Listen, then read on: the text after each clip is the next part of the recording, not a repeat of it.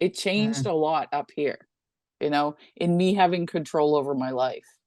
yeah. So awesome. How about your family? How do they feel about your being a non-smoker? Oh, they're so excited. My Yeah. family, my work family, my home family, like everybody. My nephew is 11, and he told me for the last 8 years, you need to quit smoking, Auntie Jen. You need to quit smoking. And I always felt so bad. It always like I wanted to, but I felt so bad. And now he's like, I said, I don't smoke anymore. He's like, I know, it's been a year now.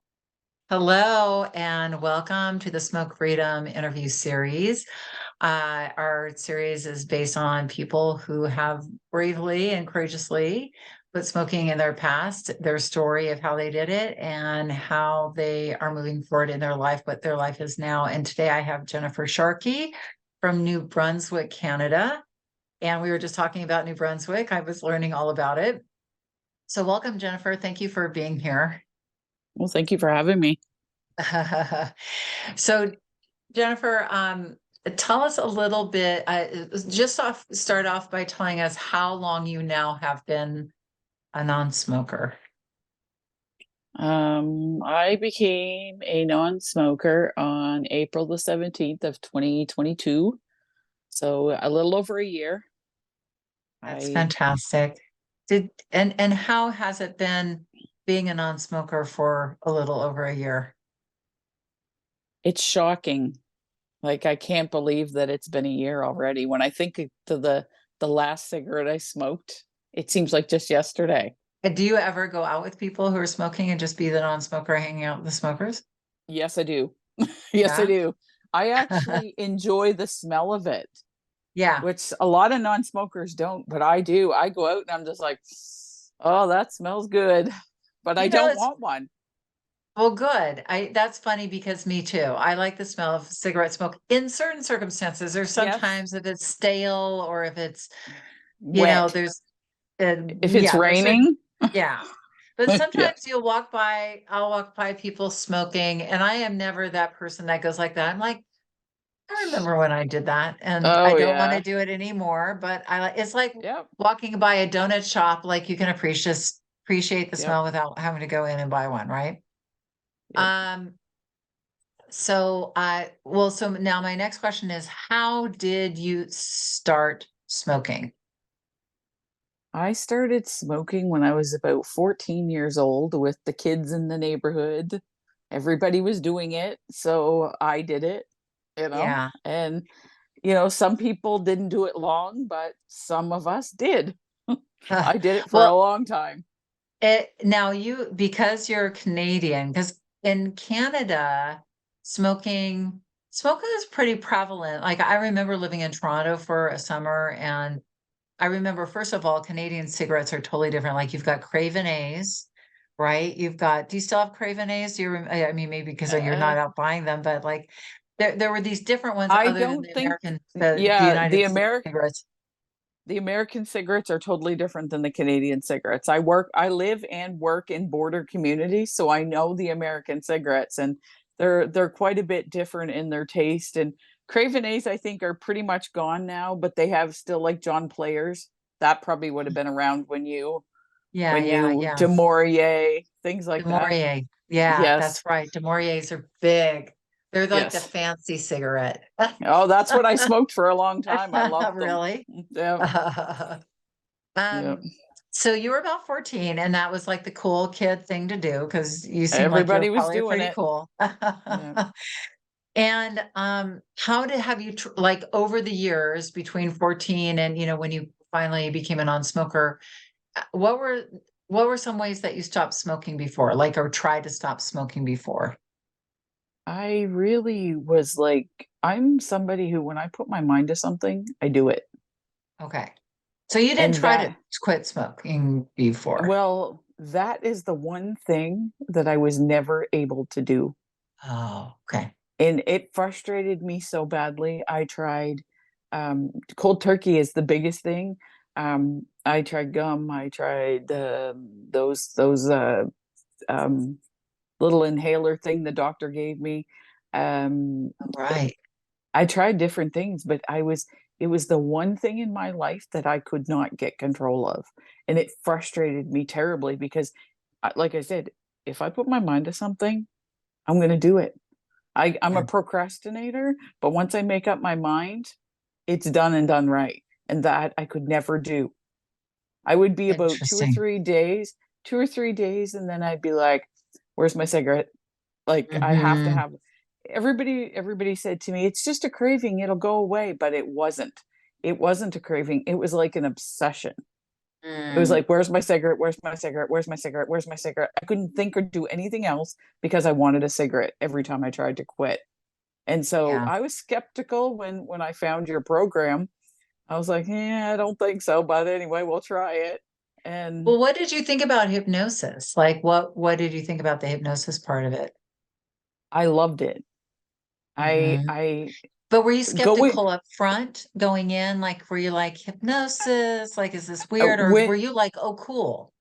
when no, I wasn't like I've been on journeys of self-discovery for years, like working through therapy and different things like that. So hypnosis wasn't a throw it over the fence weird to me. You know Okay. what I mean? But but I what I found was the best was that the prep before the hypnosis. I learned so much from you, and you made me feel so much better understanding that um, it wasn't my fault that I couldn't do this. Mm, It was my brain and that 1288%. 88%. Hmm. That, like, understanding that made me, I think, so much more confident in my ability to now quit. And when Yeah. I did the hypnosis, I was like bang on ready. And that mantra, I'm a non-smoker and I'll be a non-smoker for the rest of my life. My friends say that to me every day still a year later. Because I said it so many times to them. I was like, I am a non-smoker and I'll be a non-smoker for the rest of my life. And one of the guys said, do you want a cigarette? And I said, nope, I'm a non-smoker and I'll be a non-smoker for the rest of my life. Non-smokers don't smoke, so I don't need a cigarette. You know what I mean? So like it understanding all that stuff really made the difference. Like I never knew that before, how the brain worked that way, and understanding it made all the difference for me. I didn't Well, feel so bad about myself then. Like it made it so that I, could go into the hypnosis understanding that it's okay, and I just need to calm down, relax, and let your program do the work. well, thank you. And I want to say that what the prep does is it removes the fear, right? And it gets Yep. you, and it gives you your belief in yourself back, because I think people Yeah. who struggle with smoking, as I did, as you did, and the way it's set up in society is it's like there's something wrong with you. You're weak, you're undisciplined. And then the nature of that habit addiction itself, the mechanism of the nicotine and dopamine is so powerful. Like you said, it becomes an obsession in the brain. Yep. And so your quitting attempts, like going 2, 3 days trying to stop smoking and then getting pulled back in, it wasn't because you were weak. It's just because that part of the brain is so engaged and it so overpowers us. But what removing, and then it starts to make us feel bad about ourselves. We feel like an addict. We feel like we label ourselves with all this limiting labels, so that anytime we go to try to quit, we are bringing with us all of those limiting beliefs about ourselves. So it makes it really easy to give up on ourselves. Yep. But that the prep and what you experienced, and I'm glad, also you are you're like, okay, I'm gonna do this, and when you go for it, you go for it. I love that about you. Um, you made that decision, like, okay, this is it. And once you had that, because you're a go-getter in life. Yep. So once that belief was back on your court, like, I can do this, you had it. But Yep. it wasn't my program is good, but it's not magical. You're the magic. The brain is the magic when Yep. the brain is in the right place. So I love that, and I love that how you explained it. That was a really great way of explaining it. You How had did it? said you had Okay. said something in the prep work, and it was about there's certain smokers. So there's some Mhm. people that can smoke a little bit. There's some people that, they smoke, but then there's other people who they could have stage 4 cancer and they're still sitting there with the oxygen and they're smoking. And that would have been me. Like I was Yeah. dedicated and committed to being a smoker. And nobody in my life believed that I would ever quit because I told them all I love it so much and I'll never quit.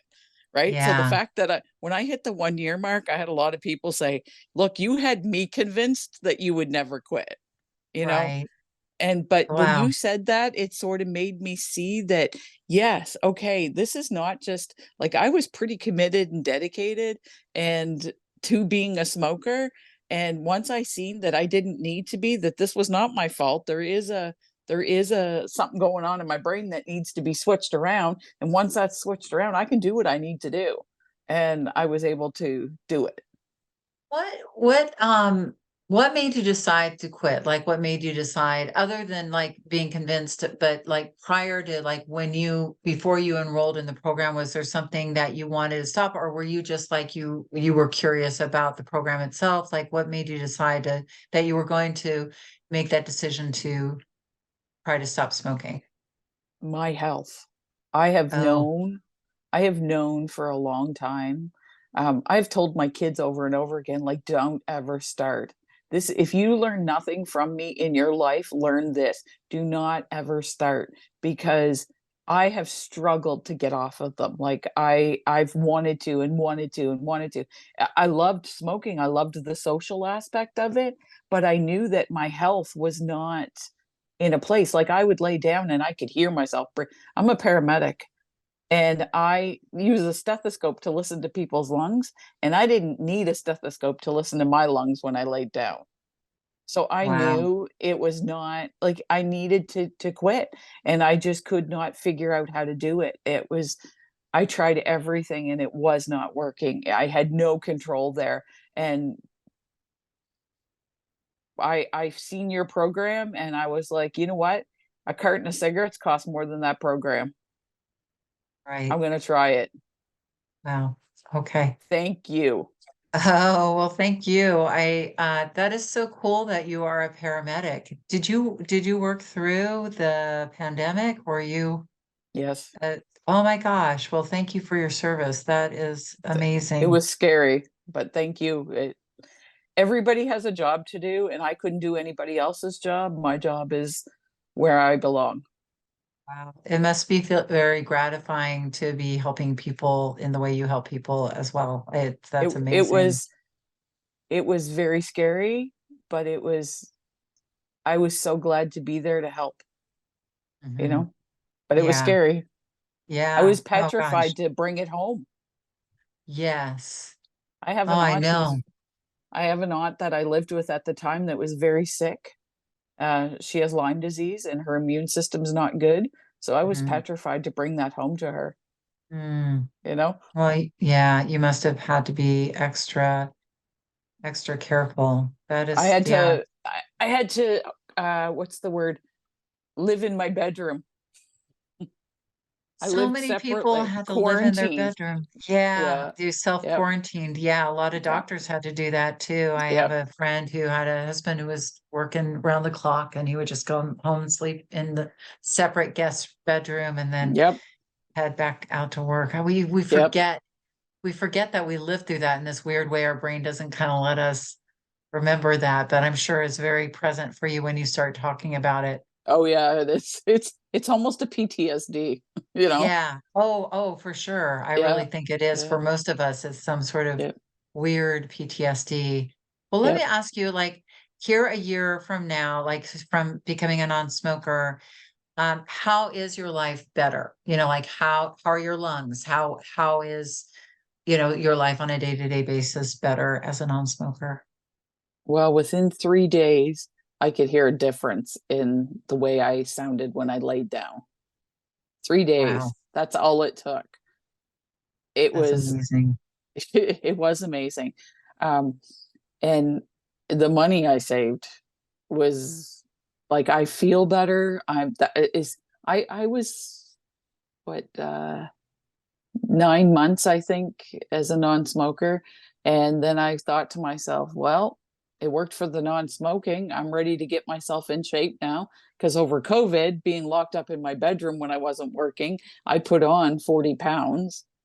Oh, seriously, yeah, I could see. So, It's very easy. I think we called yeah. it the COVID 30, the COVID 40. Yeah, Yeah, that mine a was lot of 40. A people. lot of people said 20. Mine was 40.